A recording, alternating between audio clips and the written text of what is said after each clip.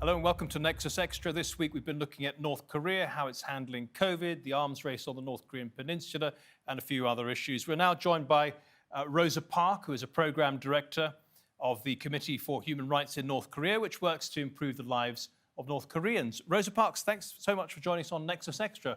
Much appreciated. Tell us about what your organization does for North Koreans. Of course. We are an organization based in Washington, D.C. that was founded in 2001 to research the human rights situation in North Korea. In particular, we do a lot of satellite imagery analysis looking at the political prison camps in North Korea. And what does we also take a look at... I'm sorry, and what does this information tell you, particularly over this last year of the pandemic? So we haven't found imagery quite yet because it is after the fact that we received the imagery. So I imagine that we will be receiving imagery in this next year that we can analyze to see what's happening due to COVID. Has it been more difficult to get information from North Korea during the pandemic year? Definitely.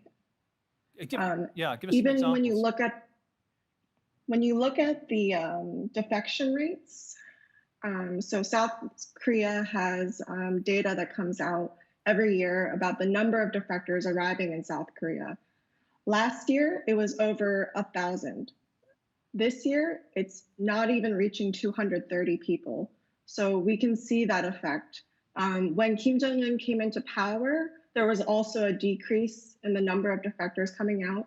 And all of our information is coming from these escapees, people who have left North Korea, arrived in South Korea, or arrived in the United States, like Jake. How do you explain the reduction in defections?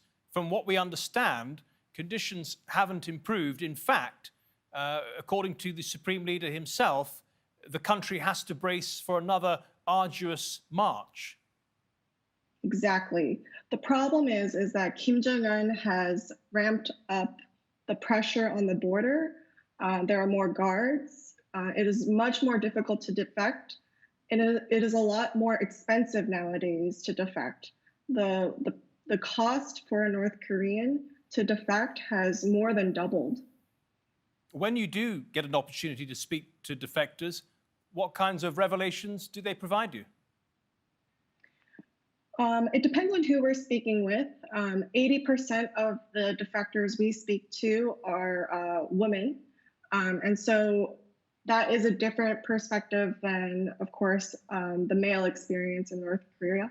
We also focus quite a bit on the political prison camps. So many of the people we interview are from the political prison camps, and they are at the lowest rung of society in North Korea.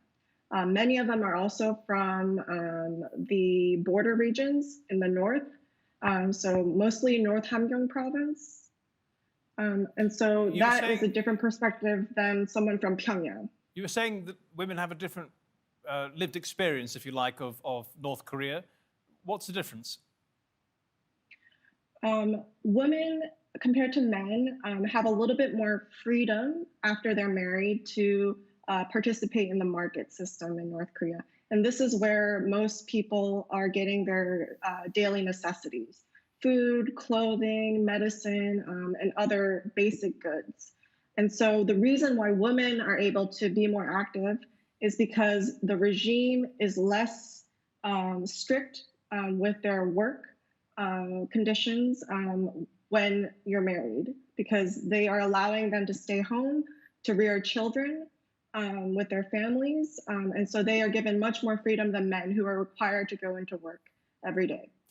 The North Korean regime might just say, well, if you're only speaking to defectors, of course you're going to get a skewed and negative opinion of what's going on inside the country. What do you say to that?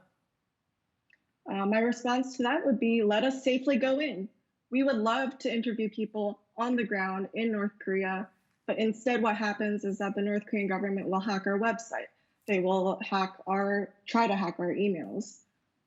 So once it is safe for us to go in country on the ground and interview North Koreans, we would love to do that. We are ready to go. Rosa Parks, thanks so much for your update today on Nexus Extra. Much appreciated. Remember, you can see this little snippet and the entire show. Just go to our channel on YouTube, type in Nexus TRT World. Next week then, goodbye.